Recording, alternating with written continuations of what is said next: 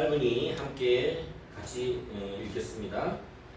그러므로 그리스도 안에서 무슨 안위가 있거나 사랑의 무슨 위로나 성령의 무슨 교제나 무슨 인정이나 궁열이 있거든 너희는 같은 생각을 품고 같은 사랑을 가지며 한 마음과 한 생각이 되어 내 기쁨을 성취하라. 아무 일도 다툼이나 영심으로 하지 말고 겸손한 생각으로 각각 자기보다 남을 더 낮게 여기며 각 사람이 자기 일들만 돌아보지 말고 각 사람이 남의 일들도 돌아보라. 아멘. 겸손을 통해 하나가 되라고 주신 말씀인 줄로 믿습니다. 아멘. 교회는 하나가 되어야 될 것을 성경을 통해서 바울 사도를 통해서 늘 말씀해 주신 줄 믿습니다. 아멘. 교회는 각기 다른 재능과 또 성격과 인격과 모습을 가진 사람들, 나이도 각각 다르고, 다시 말해서 각각 다른 재료들을 가지고 있는 사람들이 모여서 한 집을 건축해 나가는 것이 바로 교회다 라는 것을 말씀해 주고 계십니다. 근데 하나의 집을 믿음의 공동체라는 하나의 집을 짓기 위해서는 어떻게 해야 되겠습니까? 조화로운 단합이 필요하다 라는 말씀을 해주고 계시는 것입니다. 교회 공동체가 조화롭게 잘 단합이 되어서 아름다운 건축물을 이룰 때에 천국의 모델이 될 수 있다 라는 것을 우리는 알 수가 있습니다. 그런데 만약에 조화롭지 못하면 불균형이 생기고 깨어지고 틈이 생기고 사단이 틈탈 수 있는 구멍이 생긴다는 것도 함께 알아야 될 줄 믿습니다. 교회는 진정한 은혜의 통로이며 영적인 믿음이 생성되는 그런 아름다운 집인 줄로 믿습니다. 아멘. 두 가지 재료를 말씀하고 있습니다. 오늘 본문에 첫 번째로는 겸손의 재료예요. 겸손의 재료. 예수 믿는 사람들의 특징 중에 잘 들으세요? 네. 제일 1번이 겸손이에요. 겸손. 겸손한 특징은 누구와도 경쟁하지 않는다는 데 있습니다. 오늘 말씀에 비추어 볼 때는 오히려 남을 자기보다 낮게 여긴다는 특징이 그 겸손 가운데 들어있습니다. 사도 바울도 오히려 자기보다 남을 낮게 여기는 그런 말을 많이 했습니다. 또 두 번째 재료는 뭐냐면 서로 협력의 재료예요. 겸손의 재료와 서로 협력하는 재료가 만날 때에 교회라는 아름다운 집을 지을 수 있을 줄 믿습니다. 아멘. 교회 서로 협력한다는 게 뭐냐면 말씀을 토대로 보면 자기의 책임을 늘 감당하면서 남의 일을 내 일처럼 여기면서 서로 돕는 협력이 필요하다 이렇게 말해줍니다. 교회 공동체에 몇 사람이 있든 크든 작든 나와는 상관없는 일이다 생각하지 말고 그들을 한 가족으로서 서로 돌보고 생각하며 염려하며 함께 짐을 지고 가는 것이 바로 협력의 재료인 줄 믿습니다. 아멘. 오늘 본문은 겸손을 통해서 하나가 되라고 하시면서 지금 너희에게 있는 것들을 생각하라 먼저 이렇게 얘기합니다. 그게 뭐냐면 이 빌립보 교회의 성도들에게 있었던 것이 무엇이냐, 권면이나 사랑이나 위로나 영적 은사 같은 것들이 너희에게 있다면 빌립보 교회는 영적인 은사로 충만한 교회였어요. 오히려 그 은사가 너무 크고 강하였기 때문에 오히려 좀 이렇게 교만한 사람들이 있었던 거예요. 어떤 너희들이 영적인 은사가 있다면 그걸 가지고 서로 단합하는 데 사용하라 라고 얘기하고 있는 것입니다. 여러분, 우리가 발견했든 발견하지 못했든 우리에게는 각자가 가지고 있는 영적인 은사들이 있습니다.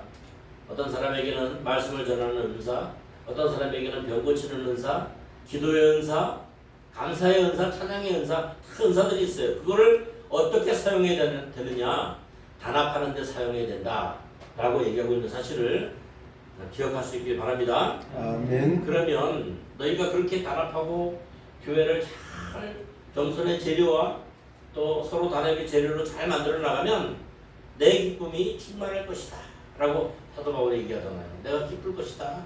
응? 물론 지금 그는 옥중에서도 어떻게 하고 있어요? 슬퍼하고 있나요? 기뻐하고 있잖아요. 기쁨으로 충만하다 나는.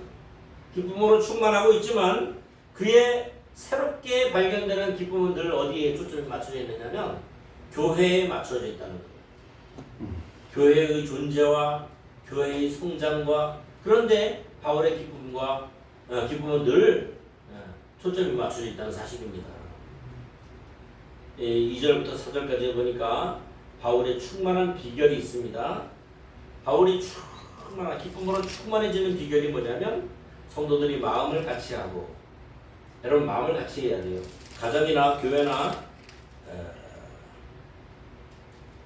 나라나 마음이 같아지지 않으면 어떻게 되죠? 충만해지지 못하고 오히려 분열되고 오히려 서로 싸우고 다투고 시기하고 미워하는 그런 일들이 생겨날 것입니다. 같은 사랑을 가지고 뜻을 합하여 두 번째로 같은 사랑을 가지고 여러분 우리가 같은 사랑을 가지고 있습니까? 나눠진 사랑을 갖고 있습니까? 우리는 예수 안에 예수님을 사랑하는 같은 다려를 가진 사람들입니다. 그렇죠? 네. 예수 사랑을 함께 공유하고 있는 사람들이라는 뜻입니다. 그러니까 한 가지의 사랑을 가지고 있는 여러분들이 하나가 되기에 충분한 줄 믿습니다. 뜻이 충분하고요. 합해지기에 충분합니다. 세 번째로는 다툼과 허용으로 이것을 사용하지 말라. 오직 겸손으로 사용하라는 거예요. 다툼과 허용이 있을 때는 그 일을 즉각 중단해야 될 줄 믿습니다. 주님 앞에 자기를 내려놓을 수 있길 바랍니다. 네 번째로는 각각 자기 일뿐 아니라 남의 일도 돌보는 것이다. 여러분 예수 믿는 것은 자기만 살려고 하는 것이 아니에요. 자기만 챙기려고 하는 것이 아니라 남의 일도 돌보는 것인 줄 믿습니다. 아멘. 마음을 같이 한다는 말은 직역하면 같은 것을 생각하여 라는 뜻이에요. 마음을 같이 한다는 것은 같은 걸 생각한다는 거예요. 누가 아프다 그러면은 마음을 같이 하는 것은 같은 생각을 한다는 거예요. 누가 힘들다 물질적으로 그러면은 여러분 그 사람 힘든 대로 내비두는 것이 아니라 같은 마음을 가지고 같이 힘들어한다는 거예요. 그 같은 마음을 가지라는 거죠. 여러분 이 말은 무슨 말입니까? 예수 안에서 함께 생각하며 한 분만 생각하며 움직인다는 뜻이에요. 예수님이라면 어떻게 하셨을까? 예수님이라면 이때 어떤 마음을 가지셨을까를 생각하면서 한 마음을 가지라는 뜻인 줄로 믿습니다. 아멘. 같은 사랑을 가지고 여러분 자기의 생각대로 자기의 사욕대로 상대방 사랑의 대상을 만들면 안 된다라고 말하고 있어요. 그리스도 예수님 안에서 동일한 사랑을 가지라고 말하는 줄 믿습니다. 여러분 이 말을 통합해서 말하면 무슨 말이 되냐면 예수 그리스도를 중심으로 사랑하라는 거예요. 여러분 우리가 흔히 말하는 대로 예수님 때문에 예수님으로 인하여 그렇게 사랑하라는 거예요. 내가 사랑하기는 힘들어요. 내가 그 사람을 인정하기는 힘들어요. 내가 그 사람을 겸손으로 대하기는 힘들어요. 근데 주변에 누가 계십니까? 필터 같은 예수님이 계시잖아요. 예수님 때문에 사랑합니다. 예수님 때문에 내가 참습니다. 예수님 때문에 내가 힘을 하나로 합칩니다. 예수님 때문에 내가 좋은 재료가 되겠습니다. 라고 고백하는 것이 바로 성도의 삶인 줄로 믿습니다. 아멘. 뜻을 합하여 영혼을 같이 하여 그런 말입니다. 뜻을 합한다는 말은 교회에서 영혼을 같이 하여 한 마음을 품어 하나를 생각하라는 뜻인 줄로 믿습니다. 아멘. 또 자기보다 남을 낮게 여기라는 거예요. 낮게 여기라. 내가 인간적인 면으로 따져서는 쟤보다 훨씬 난데 근데 여기서는 자기보다 남을 낮게 여기라고 해요. 그 말의 뜻은 무슨 뜻인지 잘 들어보세요. 자, 누구도 하나님 앞에서는 자기도 또 다른 사람도 판단할 수가 있을까요? 없을까요? 없어요. 사람은 외형을 보지만 하나님은 그 마음의 깨끗함까지 보시니까 판단할 수가 없는 거죠. 주님은 우리의 무엇을 보신다고 말씀하신 분입니까? 중심을 보시기 때문에 우리의 깊은 곳에 있는 죄까지도 판단하시는 분이다 라고 말씀하셨어요. 응? 그리고 마태복음 7장 2절과 누가복음 38장에 보면 너희의 판단하는 판단으로 너희의 헤아리는 헤아림으로 너희도 판단과 헤아림을 받을 것이다 그랬어요. 네가 지금 막 그 형제를 판단하고 헤아리잖아? 너도 하늘나라에 가서 하나님 앞에서 그 헤아림으로 너도 헤아림을 받을 것이다. 어떤 목사님은 이런 설교를 하셨습니다. 창고에 있는 폭탄은 폭탄이다 라고 얘기했어요. 우리 마음속에 있는 걸 얘기하는 거예요. 우리 마음속에서 아직 튀어나오지 않았어도 형제를 미워하는 그 마음도 살인죄라는 것을 말씀해 주시는 거예요. 그래서 우리는 형제를 나보다 낮게 여기는 삶을 살아야 될 줄 믿습니다. 아멘. 요한일서 3장 15절에 그 형제를 미워하는 자마다 살인하는 자니 살인하는 자마다 영생이 그 속에 있지 않다라고 얘기했습니다. 여러분 바울은 에베소 3장 8절에 뭐라 하냐면 자기를 소개하는데 성도 중에 지극히 작은 자보다도 더 작은 자가 바로 나다. 그렇게 소개했대. 바울이 거짓말했을까요? 바울이 진심으로 그런 말을 한 거예요. 더욱 자신을 낮추고 섬기는 자세와 다른 사람의 일을 돌아보라고 사도 바울은 주님의 말씀을 전합니다. 서로에게 봉사하라. 이것으로 교회에 단합을 이룰 수 있다고 말씀하신 줄로 믿습니다. 아멘. 세 번째로는 마지막으로 성도의 처세에 대해서 오늘 나열한 대로 한번 얘기해 보겠습니다. 다툼이나 허영으로 행하지 않는다. 여러분 이 허영이라는 것을 찾아보니까 허영이라는 말은 하나님 대신 그 자리에 자기를 놓는 걸 허영이라고 해요. 하나님 자리에 자신을 높이는 것이기 때문에 반역이요 자신을 망하게 하는 길이 바로 뭐라? 허영이라는 것이에요. 허영. 하나님 자리에 자신. 다른 말로 하면 또 교만일 수도 있는 거죠. 여러분 우리가 하나님의 은혜 안에 거하는 방법은 예수님을 높이고 나는 낮아지는 데 있는 줄 믿습니다. 아멘. 내가 낮아질 때 누구를 높이게 돼요? 하나님을 높이게 되는 거예요. 내가 높이면 그 자리에 허영이 돼서 내가 예수님 자리에 있게 되고 예수님은 갈 곳이 없어지는 거예요. 내가 높임 받으려고 하는 거죠. 그러나 내가 낮아지고 겸손해지고 깨지고 내가 주저앉아지면 누가 나타나요? 예수님이 내 안에서 나타나게 되는 줄 믿습니다. 아멘. 내 삶에서 나타난다는 거죠. 그 다음에 두 번째로는 자기보다 남을 낮게 여기는 아까 얘기한 거죠. 첫 번째로는 성도는 자기에게 어떠한 신령한 은사가 있다면 그것은 하나님께서 주신 줄을 알기에 교만하지 말아야 된다는 거예요. 여러분 내가 어떤 은사가 있잖아요. 여러분 여기에 은사는 뭐 물질적인 은사도 될 수 있어요. 돈이 있잖아요. 무슨 뭐 권능이 있잖아요. 뭐 할 수 있는 일이 있잖아요. 그거 가지고 교만하지 말아야 돼요.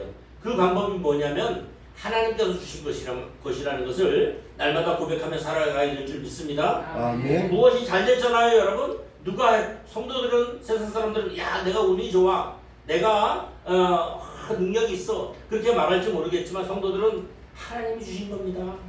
하나님이 나에게 허락하신 것입니다. 하나님이 영광 받으셔야죠. 그렇게 할 수 있는 성도들이 되어야 된다는 것을 말씀해주고 계시는 것입니다. 아멘. 그리고 반대로 자기의 허물과 죄를 잘 보는 자가 되어야 됩니다. 응? 성도 중에 하나님이 기뻐하시는 자 다윗은 이렇게 말했어요. 내 죄가 항상 내 앞에 있나이다. 내 죄가 항상 내 앞에 있나이다 라면서 자기를 경책하고 자기를 만지고 자기를 돌볼 줄 아는 그런 다윗의 모습으로 성경에 비춰져 있어요. 여러분 항상 내 죄를 돌아보고 나 자신을 돌아볼 줄 아는 그런 성도들이 되어야 될 줄 믿습니다. 아멘. 성경에 보면요 여러분 마땅히 행할 일을 행하지 못한 것도 죄다 그랬어요. 여러분 우리가 마땅히 행해야 될 일을 행하지 못하는 것들이 얼마나 많은지 몰라요. 응? 날마다 후회하면서 살아가는 게 우리잖아요. 날마다 내가 저도 목회를 하면서 날마다 이걸 했어야 되는데 저걸 했어야 되는데 하고 후회한다고요. 그 행하지 못한 것도 죄다고요.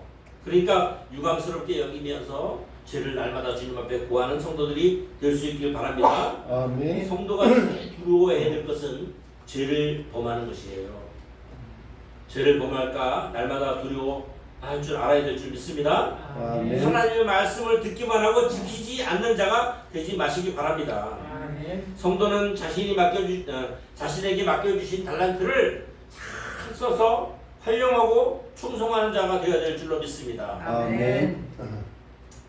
하나님은 많이 맡긴 자에게서 많이 찾으신다 라고 성경이 말해요. 여러분 하나님이 나에게 재능을 많이 맡겨주셨다, 하나님이 나에게 어떤 일을 많이 맡겨주셨다고 생각이 든다면 더 하나님이 많이 찾으실 줄로 생각하고 겸손하게 일해야 될 줄 믿습니다. 아멘. 마지막 다섯 번째로는 성도는 자신에게 엄격한 사람이 돼야 돼요. 엄격한 사람. 네? 여러분 남에게는 엄격하지만 자신에게는 아주 부드러운 사람이 있어요. 저도 가끔 그럴 때가 있는데 여러분 우리는 경책해서 남에게는 온순하고 자기에게는 엄격한 사람이 되어야 될 줄 믿습니다. 아멘. 바울은요 바울도 그게 잘 안 된다 봐요. 바울도 때로는 화도 내고 막 때로는 막 그게 잘 안 됐는가 봐. 그래서 로마서 7장 24절에 이렇게 말합니다. 오호라 나는 곤고한 사람이로다. 이 사망의 몸에서 누가 나를 건져내랴. 응? 뭘 하려고 하는데 겸손하려고 하는데 뭘 진짜 뭐 충성하려고 하는데 해야 될 일을 했어야 되는데 막 고민이 많은 거예요. 그러면서 이 바울이 간증하기를 뭐라고 하느냐? 오호라 나는 곤고한 사람이로다. 이 사망의 몸, 죄악의 몸, 이 더러운 몸에서 나를 건져낼 자가 누구냐라고 얘기하고 있는 거예요. 성도들은 누구나 다 이 허물이 많습니다. 어떤 오늘 어디 갔는데 그러더라고요. 교회 다니는 사람이 우리랑 똑같더라. 더 오히려 성격도 안 좋고 죄를 많이 짓더라. 그렇게 말하는 사람을 보았어요. 그래서 내가 그 사람에게 이렇게 말했습니다. 교회는 착한 사람들, 좋은 사람들, 온전한 사람들이 오는 것이 아닙니다. 오히려 죄인들, 세상에서 실패한 사람들, 성격이 안 좋은 사람들이 와서 변화되는 것이 교회입니다. 그렇게 말한 적이 있습니다. 여러분, 우리는 자신이 실수를 많이 하면서도 남의 허물을 단속하느라고 자기는 더 큰 죄를 짓는 줄을 모르고 살아가는 그런 성도들이 되지 마시기 바랍니다. 여러분 마지막 성도의 삶은 신전 의식에 있다는 사실을 기억할 수 있길 바랍니다. 나를 날마다 하나님 앞에 말씀 앞에 세우는 것이 성도의 온전한 길임을 깨닫고 그리 살 수 있기를 주님의 이름으로 축복합니다. 아멘.